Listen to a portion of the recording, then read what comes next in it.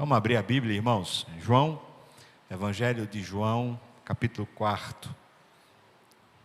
Evangelho de João, capítulo 4. A história que começa o capítulo 4, ela vai pelo menos até o versículo 42. Mas a gente vai ler em duas partes. Hoje a gente vai ler até o versículo 26 e na semana que vem, se Deus assim permitir, a gente conclui essa história do encontro, um encontro bem inusitado, bem diferente. João capítulo 4, versículo 1 até o versículo 26. A palavra fala assim para nós.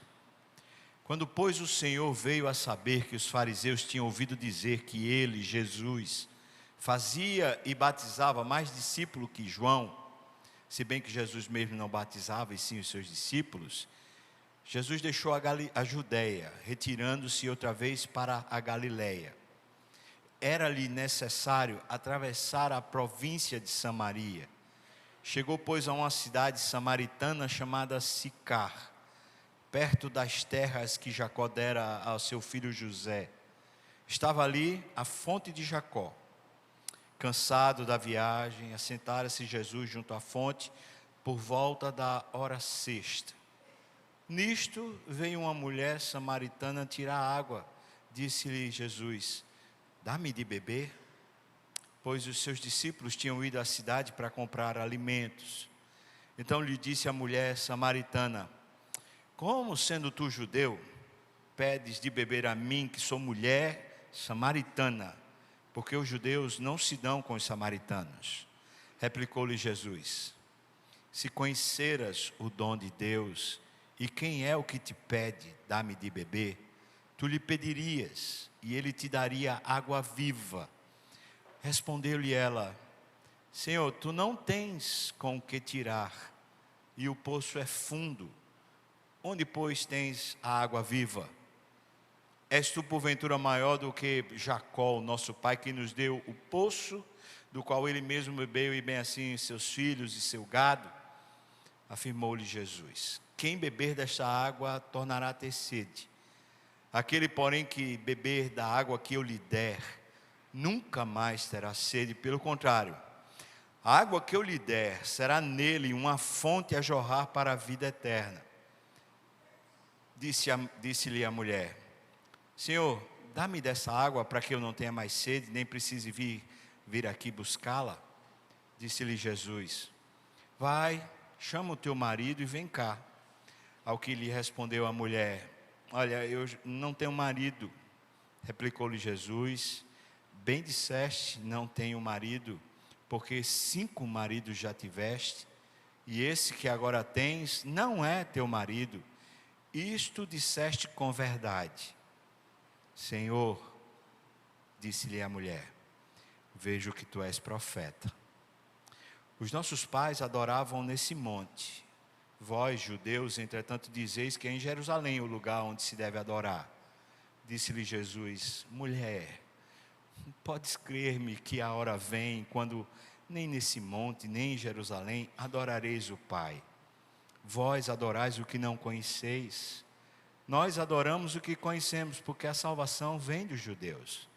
Mas vem a hora, e já chegou, em que os verdadeiros adoradores adorarão o Pai em espírito e em verdade, porque são estes que o Pai procura para seus adoradores. Deus é espírito, e importa que seus adoradores o adorem em espírito e em verdade. Eu sei, respondeu a mulher, que há de vir o Messias, o chamado Cristo. Quando ele vier, nos anunciará todas as coisas. Disse-lhe Jesus: eu o sou, eu que falo contigo. Vamos orar, irmãos. Senhor Deus, assim como o Senhor na sua agenda quis se encontrar com essa mulher ali naquela fonte, naquele poço em Sicar, se tu quiseres, se é da tua agenda, encontra-te conosco também aqui, ó Deus. E como o Senhor conseguiu quebrar barreiras que estavam dentro dela, encontra-nos para quebrar barreiras que estejam dentro de nós. E como o Senhor quis revelar a tua história e a tua salvação, revela para nós o dom da vida também, Senhor. Eu te peço, Senhor, em nome de Jesus. Amém e amém. A mulher samaritana é a história desse texto. O texto começa dizendo que Jesus ainda está naquele processo dos debates sobre purificação, das invejas entre os discípulos de João e um judeu. E o texto começa a narrativa sobre o que vai acontecer, ainda ressaltando a história que tinha acabado de acontecer. Era-lhe necessário, diz o texto, você pode prestar atenção nisso, no versículo 4, era-lhe necessário atravessar a província da Samaria. Na verdade, irmãos, geograficamente esse era um caminho mais curto, mas o que os historiadores falam é que naquela época, por causa do dissentimento que havia entre judeus e samaritanos, muitos dos judeus, especialmente aqueles que eram mais acirrados na religião, eles evitavam passar pelo caminho de Samaria. Eles atravessavam o Rio Jordão, eles passavam pela Jordânia, depois eles atravessavam de novo o Rio Jordão para irem para Galileia. Tamanho desafeto que havia, tamanha malquerência, mágoa que havia entre os judeus e os samaritanos. Por isso, esse versículo 4, quando fala que era-lhe necessário, não está falando que era uma contingência do caminho que existia como sendo o único fluxo que Jesus poderia fazer. Era-lhe necessário, é porque tinha uma agenda, é porque tinha um controle divino, era dia de salvação. Ele precisava se encontrar com essa mulher naquele poço, naquele momento da vida daquela mulher. E nesse ponto onde fala que era-lhe necessário, conquanto isso só vai ser revelado depois no texto, eu queria que você pensasse comigo, como essa mulher que não sabe absolutamente nada do que é necessário para Deus, do que é a agenda de Deus, ela está vivendo uma vida totalmente quebrada. Uma mulher que se deu em casamento várias vezes, que tentou acertar na vida familiar várias vezes, ao ponto de perder a sua própria identidade. Ela não sabia-se mais como uma pessoa digna, como uma pessoa que merecia alguma coisa mais justa, pelo menos socialmente. Ela já não casava, ela simplesmente se ajuntava. E naquela época, o ajuntamento era promiscuidade, era sinal de desrespeito, era quando alguém já não se valorizava mais. Essa mulher, portanto, ela está vivendo um caos. A sua situação emocional é caótica, ela está perdida, ela está pervertida dentro de si. Ela não sabe o que vai acontecer naquele dia. Ela está vivendo os seus dias, tentando de alguma maneira simplesmente passar dia após dia. Por que a gente sabe disso? Porque nesse encontro acontece na hora de meio-dia. E todo mundo que já foi até a Judeia, que já foi até aquela região, sabe que essa é a hora quente, e quente valendo. Um equivalente é como se você estivesse no sertão nordestino e você fosse na hora do meio-dia, na hora do pico do sol, quando parece que você desidrata só de pôr o pé na calçada. Você sai para ir pegar água. Todo mundo fala que ela fazia isso, tentando não se dar a uma vida social, porque as mulheres, se bem como também os pastores que cuidavam dos seus rebanhos, iam até o poço tirar água, mas iam ou de manhã logo cedo, antes que o sol ficasse quente, ou iam à tardinha. E normalmente nesses dois horários, um grupo grande ia até lá, uma vez que não havia naquela sociedade água encanada. Então eles iam, pegavam água de manhã logo cedo para os afazeres do dia, e então à tardinha também pegavam para o banho, pegavam água para limpar alguma coisa dentro de casa, no final da tarde. Essa era a vida do judeu. Essa mulher, ela vai no contrafluxo, o que denota mais uma vez o caos que se apoderou da sua alma. Ela não sabe quem ela é. Ela se perdeu. Era-lhe necessário, diz o texto. O impressionante é que essa mulher está vivendo uma vida caótica, ela está vivendo uma vida fugindo de encontros, fugindo de circunstâncias com as quais ela não vai se dar bem.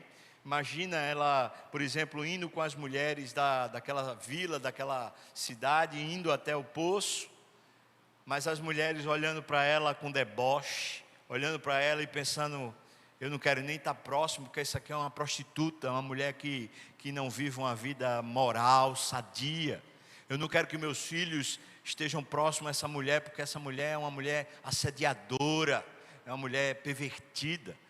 Então ela evitava os encontros, ela evitava estar junto. Essa mulher assim, não sabia que na agenda de Deus era necessário para o Filho de Deus se encontrar com ela. A gente lê na Bíblia toda como Deus é insistente em se encontrar com pessoas que estão em caos. Em Gênesis capítulo 3, assim que Adão e Eva pecam, é Deus que vai ao encontro deles. Não são eles que vão ao encontro de Deus, mas é Deus que vai ao encontro deles. E a pergunta que é mais que necessária para a gente entender esse era-lhe necessário é: por que é necessário para Deus? Por que Deus se importa com vidas caóticas? Por que Deus se importa com pessoas que estão vivendo à margem da sociedade?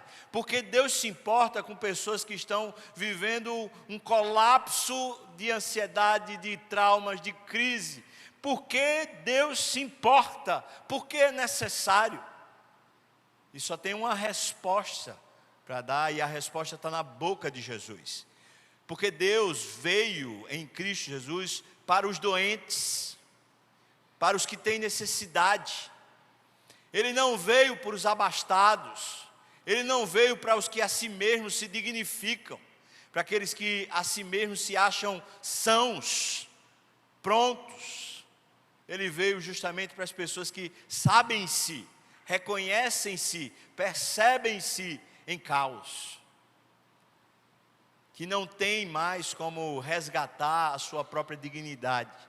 Essa mulher, portanto, estava na agenda divina, conquanto ela não soubesse, mas ela estava naquele dia marcado na agenda divina, agenda soberana. Era-lhe necessário, era necessário que o Deus vivo, na pessoa de Jesus, fosse ao encontro daquela mulher.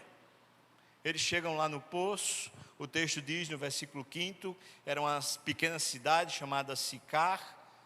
E então os estudiosos falam a respeito dessa região, próxima ao poço que Jacó cavara.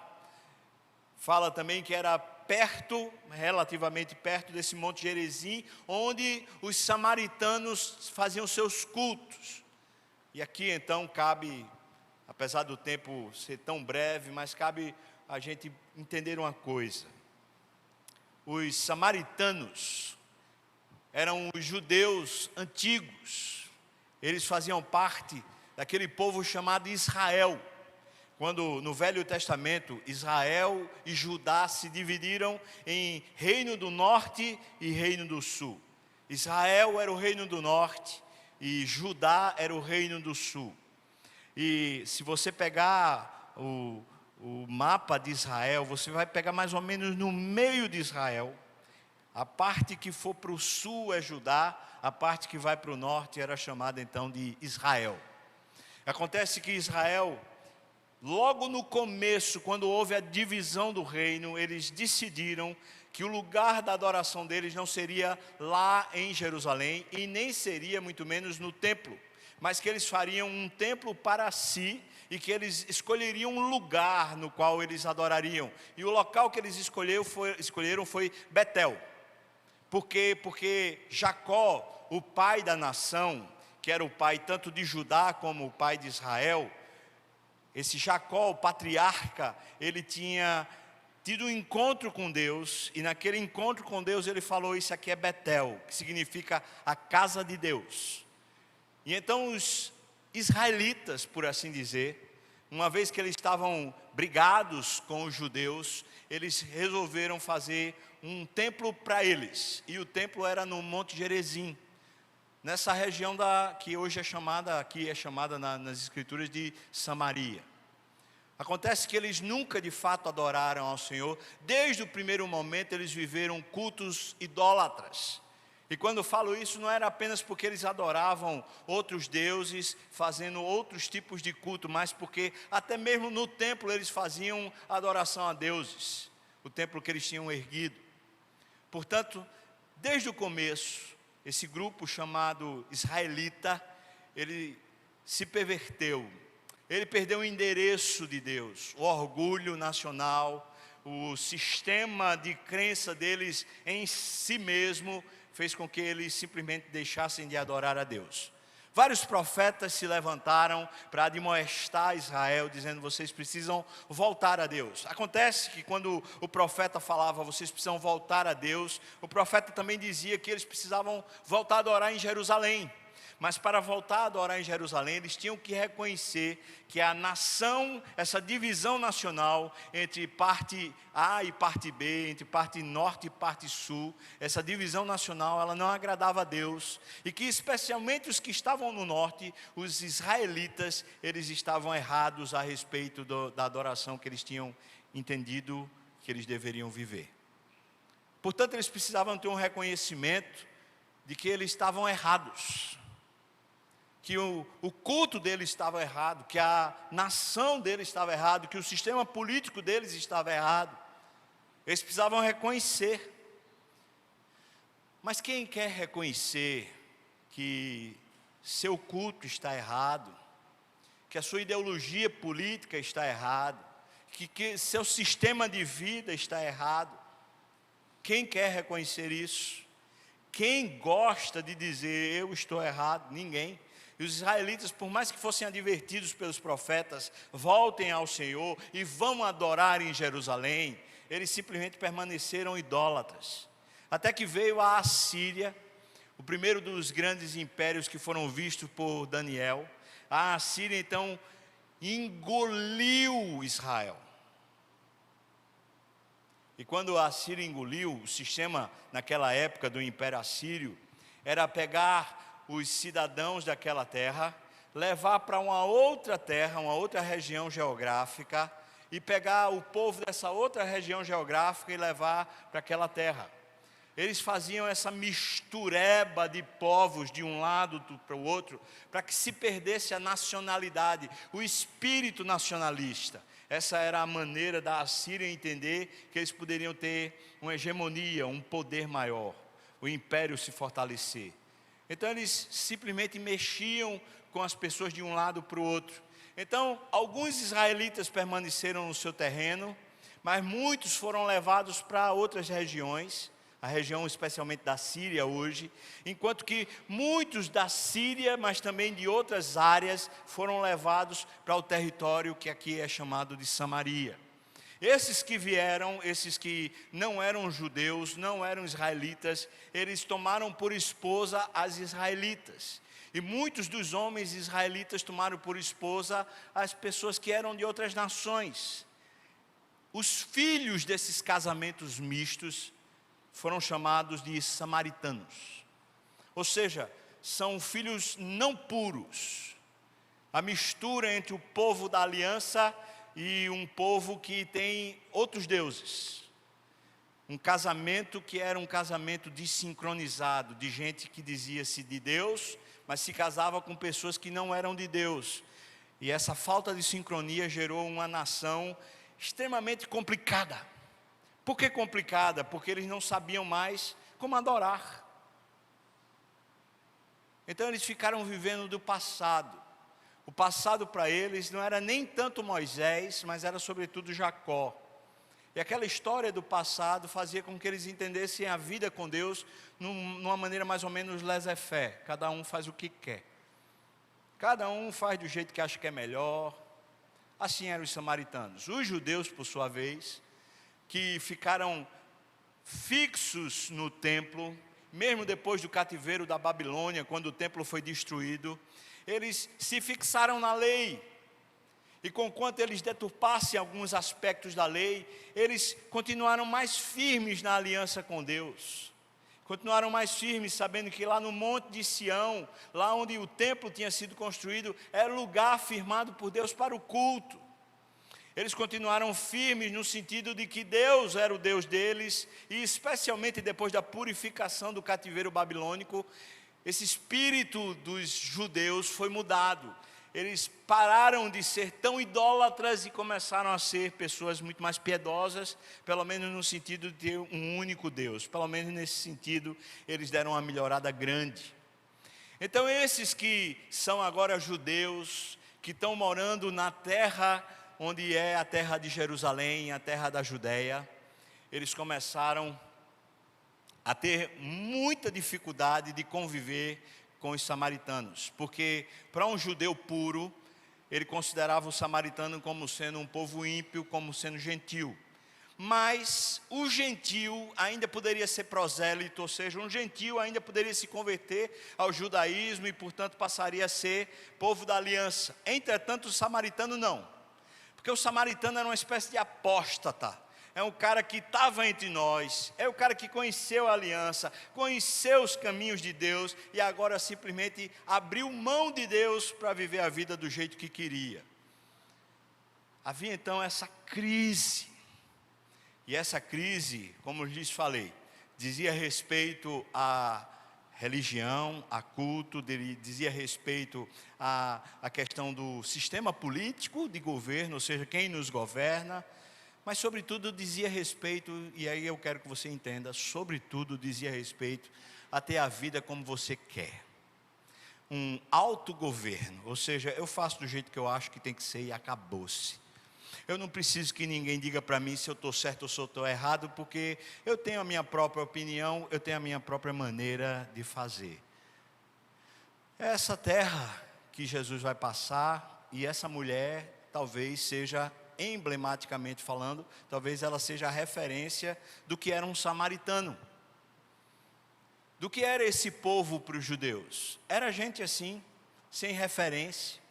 Gente que poderia, em algum momento, ter tido uma vida correta, moralmente correta, seguindo os caminhos direitos, mas, por alguma razão, talvez por causa do orgulho pessoal, por causa do ensimesmamento, começou a viver a vida do jeito que achava que deveria, e foi se desgastando, e foi se corrompendo, e foi perdendo a alegria de viver, o entusiasmo, e começou a se sentir, de alguma maneira, marginalizado. Vou dizer para você então que o samaritano, caracterizado por essa mulher aqui, é aquela pessoa que sabe o certo, que a sua consciência lhe acusa falando do certo, sabe o que é certo moralmente, sabe o que é certo espiritualmente, sabe o que é certo socialmente, mas simplesmente diz, não quero saber não, eu vou fazer do jeito que eu acho que tem que fazer, e continua vivendo nesse fluxo. Essa mulher, ela representa o samaritano, mas essa mulher também representa a todas as pessoas que, mesmo conhecendo em algum grau Jesus, mesmo conhecendo em algum grau a vida na igreja, a vida cristã, simplesmente diz, olha, mesmo que alguém fale, mesmo que as pessoas tentem me corrigir, mesmo que alguém diga para mim que eu estou errado, eu é que sei como é que eu devo viver, e o jeito que é melhor para viver é o meu. Essa é a mulher. Jesus chega lá, diz o versículo 6, estava ali, por favor dê uma olhada, estava ali uma fonte. Essa palavra fonte que é usada aqui, é a palavra falando não a respeito de um poço propriamente dito, mas de uma corrente de água. Acontece que essa corrente não era uma corrente que estava fora da terra, mas ela estava debaixo da terra, e que Jacó cavou exatamente no lugar onde tinha essa fonte subterrânea, e portanto a água que tinha naquele poço não era água estagnada. Isso é uma coisa muito relevante. A água que havia no poço de Jacó era chamada pelos judeus, presta atenção, era chamada pelos judeus de água viva.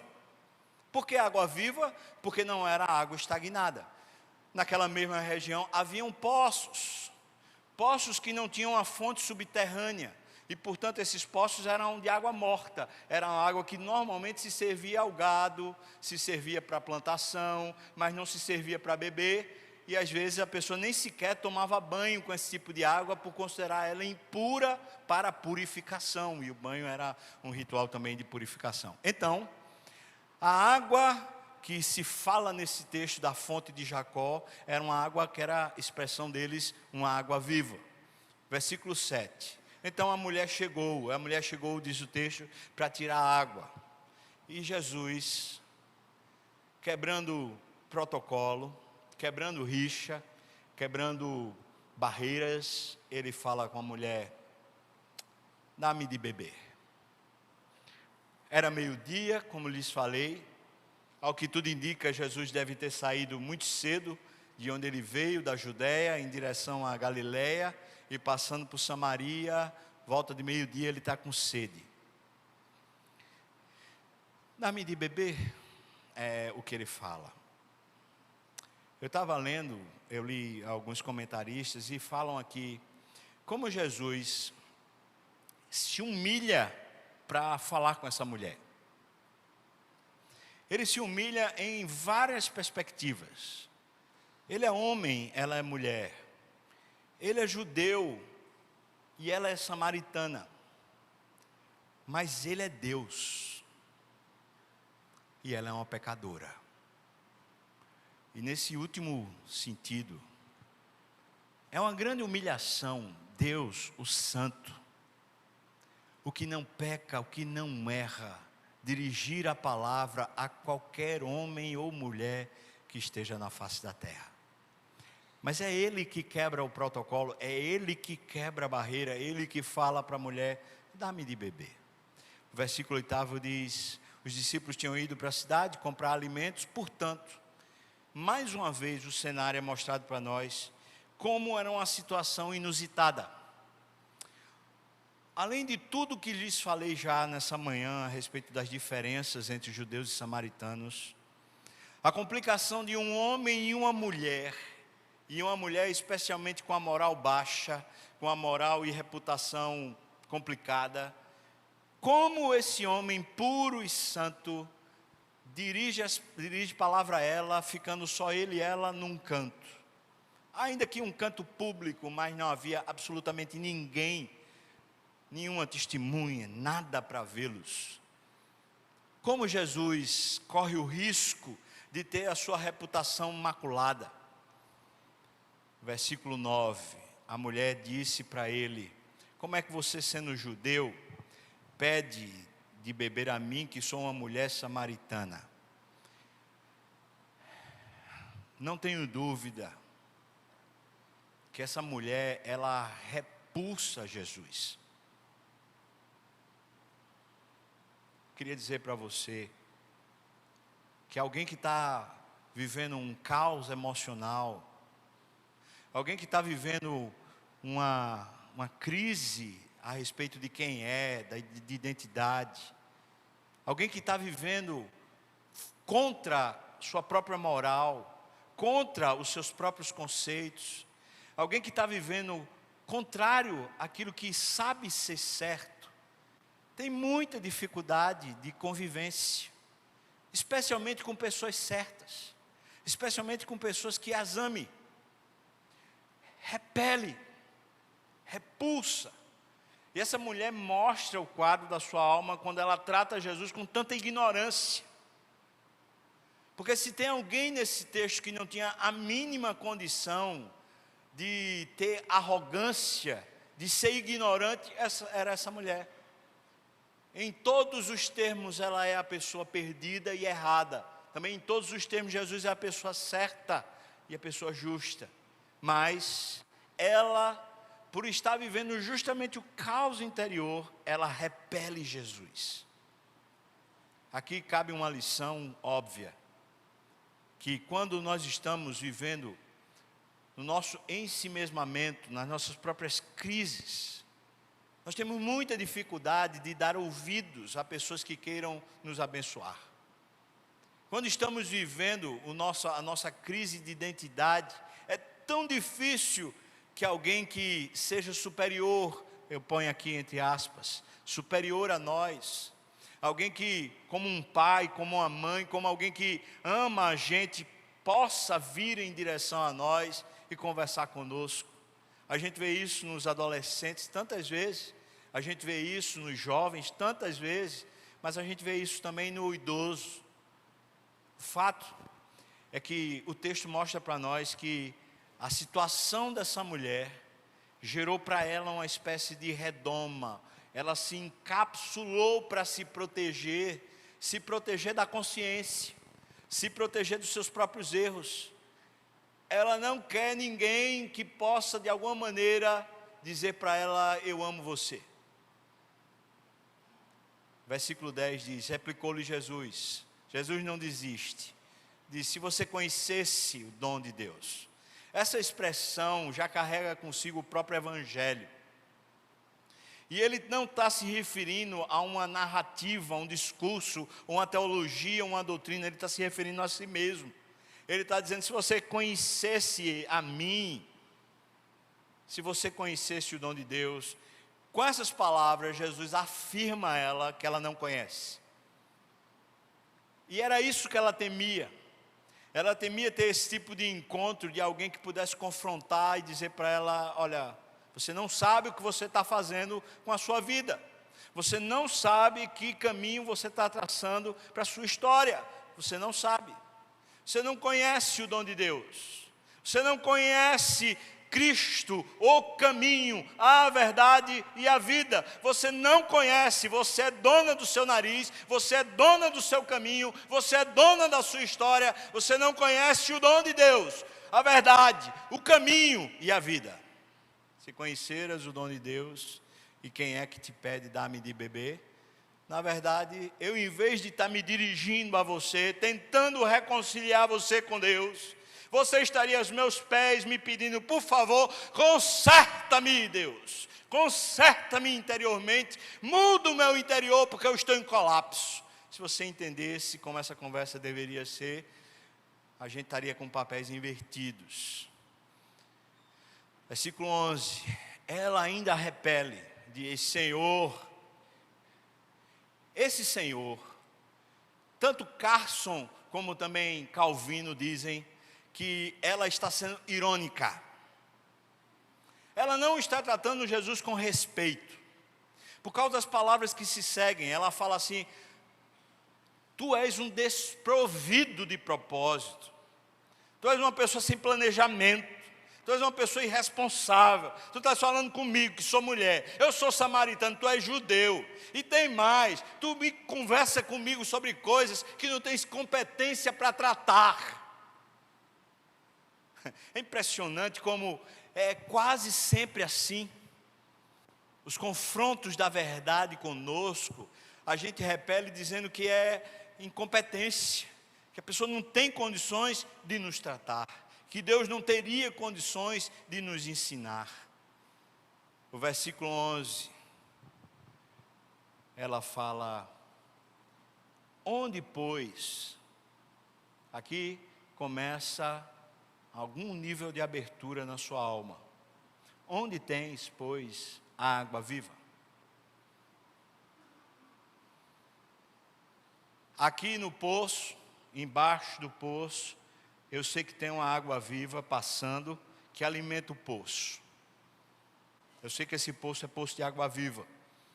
Agora o Senhor está falando que se eu conhecesse, se eu conhecesse você, você está falando que eu ia ter essa água viva. Onde é? Aqui está uma brecha. Versículo 12. És porventura maior do que Jacó, nosso pai, que nos deu o poço, e ele mesmo bebeu assim, e seus filhos também, e o seu gado? Aqui está o ponto que talvez comece a, vou chamar, conversão dessa mulher. A pergunta dela é: quem é você? Aonde é que eu posso encontrar uma referência a seu respeito? Você está falando de uma coisa que o nosso pai Jacó fez. Ele fez há mais de 1000 anos atrás. E a gente ainda é beneficiado pelo que ele fez.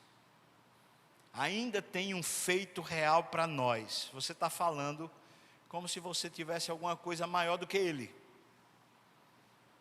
Quem é você? Quem é você? Vou lhes dizer uma coisa, irmãos.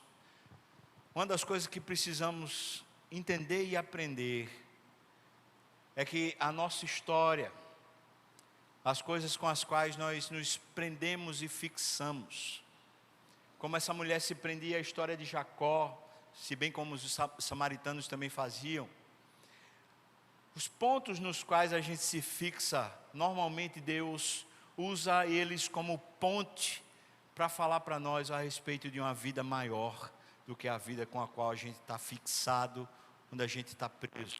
Por isso eu vou dizer para você que ela abriu uma oportunidade falando quem é o Senhor, e a resposta de Jesus vem agora quebrando os pilares falsos, os falsos fundamentos onde ela organiza os seus sentimentos e as suas emoções. Versículo 13, afirmou-lhe Jesus: quem beber dessa água, quem beber da água de Jacó, quem beber da história de Jacó, quem beber dos fundamentos de Jacó, ele está falando, vai voltar a ter sede. Você seguindo os fundamentos nos quais você continua se afirmando, você vive em colapso, você vive sedento. Se o seu fundamento não é um fundamento de vida em Cristo, se o fundamento não é o próprio Cristo dando para você a vida dele, então você vive num colapso, porque os seus fundamentos são fundamentos equivocados, são fundamentos para justificar apenas o seu ensimesmamento.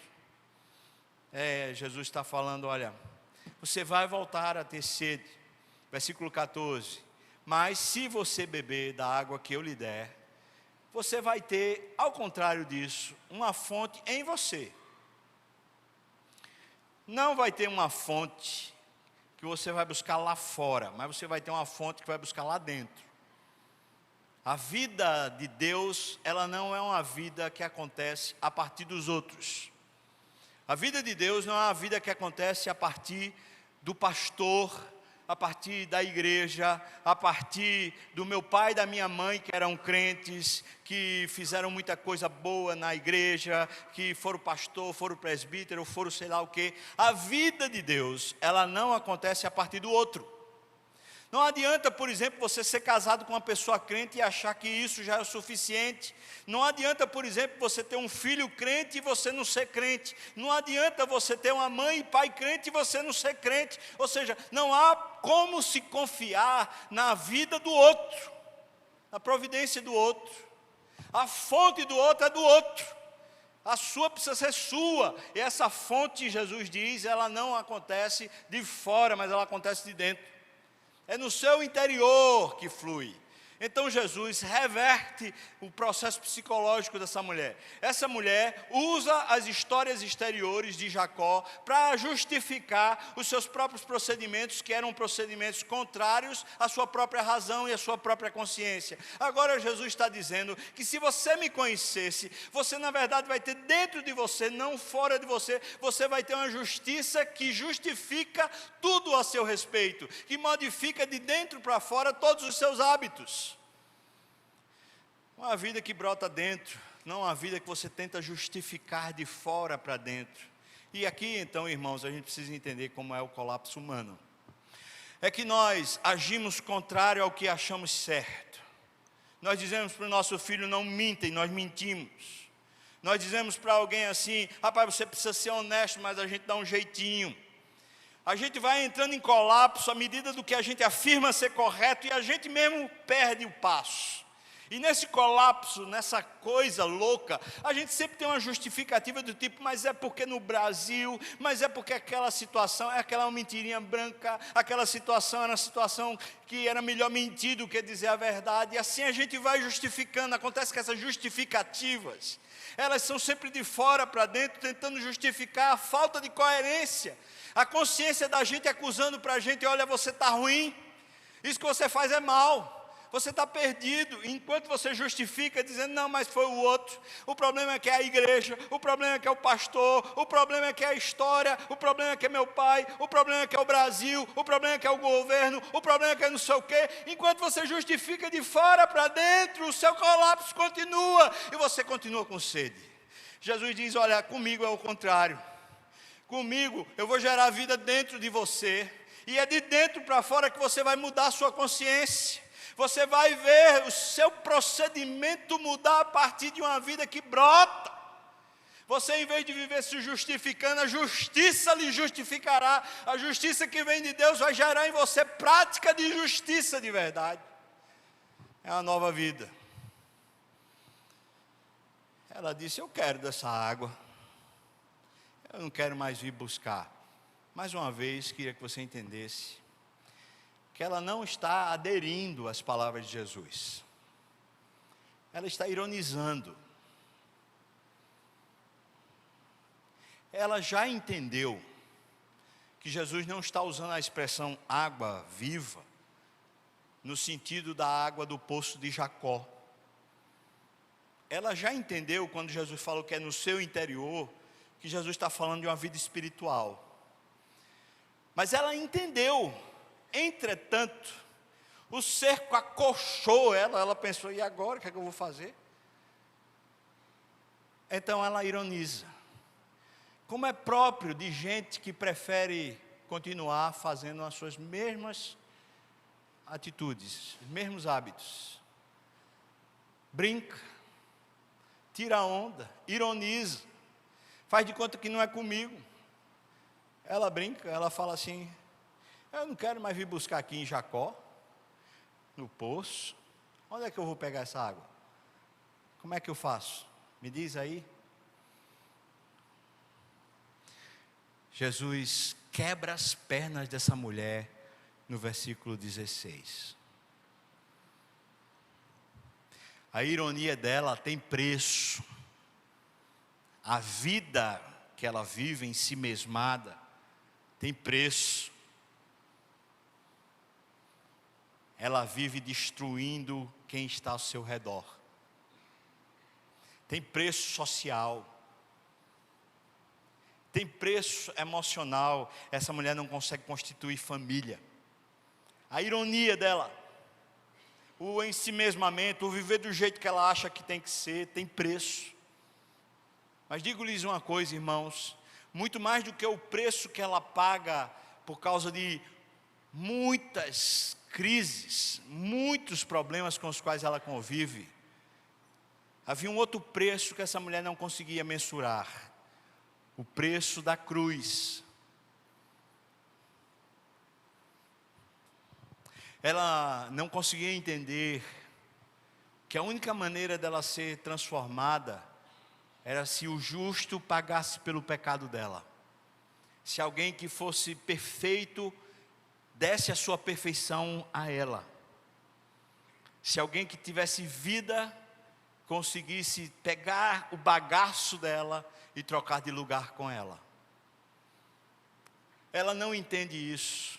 Por isso, enquanto ela ironiza, Jesus precisa colocar ela diante do espelho e dizer, olha quem você é, mulher. Você está ironizando, você está sendo sarcástica. Você fica brincando com coisa séria. Olha quem você é. Olha para a sua história. Olha para como você está vivendo. Olha para os embaraços e embrulhos nos quais você está metida o tempo todo. Quando Jesus diz, chama o teu marido. E pelo contexto a gente entende que Jesus sabia muito bem onde ele queria chegar, porque ele já sabia que essa mulher tinha tido vários maridos e agora ela vivia amaziada. Chama o teu marido. A mulher replicou, Aqui tem vergonha, irmão.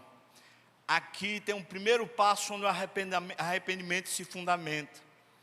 É quando Deus, por meio do seu Espírito, através do Evangelho, da presença de Jesus, mostra para a gente a besteira que a gente está fazendo, onde a gente está se metendo no fluxo do ensimesmamento. Quando Deus mostra para a gente assim: olha, você está gerando caos para você.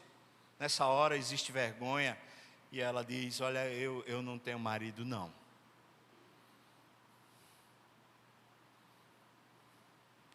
Ela não tem como fugir disso.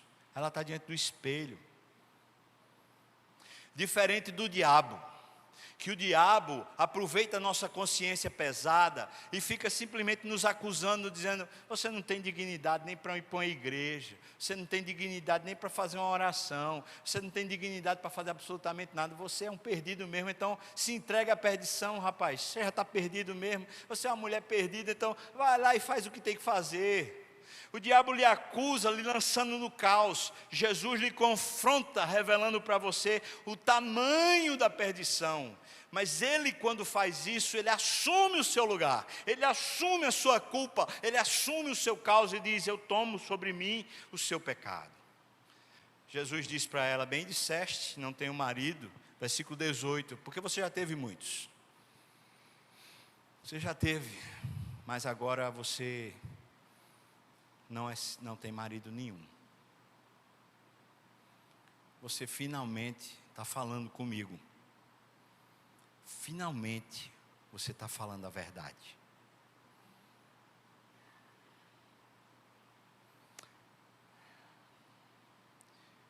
Vou lhes dizer uma coisa, irmãos: enquanto a verdade não conseguir falar conosco a respeito dos nossos descaminhos internos, enquanto a gente continuar maquiando o caos que está dentro de nós, mentindo, ludibriando, ironizando, brincando, como a gente vai ter libertação? Jesus fala: agora a verdade aconteceu. Agora você viu o que é que você está fazendo com você mesma. Você viu. Eu vou ter que parar aqui no versículo 19. Uma pena. No versículo 19 ela fala: Senhor, eu estou vendo que o Senhor é profeta. Essa mulher ainda não é uma convertida. Eu queria destacar nesse ponto da história onde a gente vai parar. Ela não é uma convertida. Ela deu o primeiro passo em direção à conversão. Ela começou a encarar Jesus com seriedade, não como se fosse alguém para se manipular, não como se fosse alguém para justificar o caos dela, dizendo assim: está tudo certo, eu aceito você do jeito que você está, não, besteira. Não. Ela deu o primeiro passo, que é o quebrantamento, que é o arrependimento. É quando você se depara consigo mesmo e fala assim: eu preciso tratar com a verdade. O que é que eu estou fazendo com a minha vida? Então ela diz assim: eu vejo que o Senhor é profeta. Ela está usando essa expressão porque ele com muito pouca palavra, ele conseguiu descrever toda a história dela, todo o colapso dela. Falou: você não é uma pessoa que tem ninguém. Você conseguiu destruir tudo na sua vida. Você não tem ninguém por você. Essa é a verdade da história dela. Ela fala: o Senhor é profeta. Só que chamar Jesus de profeta não é um elogio, antes pelo contrário, é um demérito. Jesus é o Salvador do mundo, é o Senhor da história. Jesus é o único dono de tudo que há. Está sendo tratado como se fosse um profeta. Mas ela chama ele de profeta por causa do entendimento judaico do que era um profeta. O profeta era aquele que falava da parte de Deus com autoridade a verdade. E quando falava a verdade, denunciava o caos interior. O que ela está dizendo quando diz: vejo que o Senhor é profeta, ela está dizendo: eu estou diante de Deus. Ela ainda não sabe que está diante do Salvador dela, mas ela está pensando assim: eu estou falando com a palavra de Deus agora, eu estou falando com a boca de Deus agora eu estou me vendo, eu estou vivendo um caos interior. Esse é o primeiro passo no qual a salvação acontece. Vamos ter que parar aqui, irmãos, por causa do avançado da hora. Eu pedi tanto a Deus, ontem especialmente à noite, eu disse: Deus, esse texto é tão bom, tão lindo. Eu sou tão incompetente para conseguir diminuir as coisas e conseguir traduzir o que esse texto tem para o povo. Mas, irmãos, me perdoem, a minha incapacidade é grande mesmo. Mas até aqui, eu creio, é onde Deus quis trazer a gente hoje, apesar de mim. Queria concluir esse texto fazendo a confrontação que é necessária.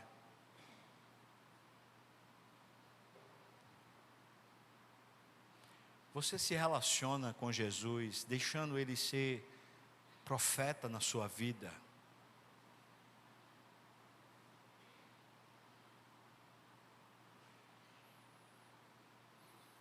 Deixando Ele desmascarar você? Ou a sua relação com Jesus é a relação de brincadeira, de ironia? Você vem para o culto, mas não quer estar no culto. É só para a sua própria consciência dizer: ah, não está vendo, eu estou indo para o culto.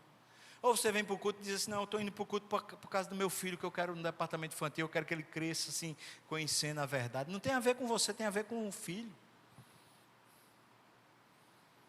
Sua vida lá fora, sua vida familiar, marido e esposa, como é que você trabalha com seus negócios, com o seu emprego. Quando alguém está vendo, quando alguém está cobrando, aí você parece ser o funcionário do mês. Mas quando ninguém está vendo, você é um preguiçoso, sem vergonha. De repente você é aquela pessoa que ludibria, dá o jeitinho chamado brasileiro. Você é enrolador. Você flerta com a mulher dos outros. Você flerta com o marido dos outros. Você brinca com coisa séria. E depois tem um discurso moral com o filho, com a filha. Você muitas vezes está se sentindo em colapso por causa da educação do filho. O filho virou gay, o filho está querendo participar de drogas, o filho está meio pervertido com trajes ou com jeitos que você fala assim: eu não acho certo, mas você justifica, fala: não, é assim mesmo, é porque na universidade, é porque não sei o que lá. Mas isso dói no seu coração. E você brinca com a verdade, justificando ela, fazendo ela ficar menos séria, menos como ela é e um pouco mais palatável, do tipo assim: ah, que é isso, besteira, isso não tem problema. Tem problema, é a sua vida que está se esvaindo, você está se destruindo, você está simplesmente se perdendo. A sua relação com Jesus, você deixa Jesus desmascarar seu coração, Ele falar para você: é caos, é perdição, você está morto nos seus delitos e pecados.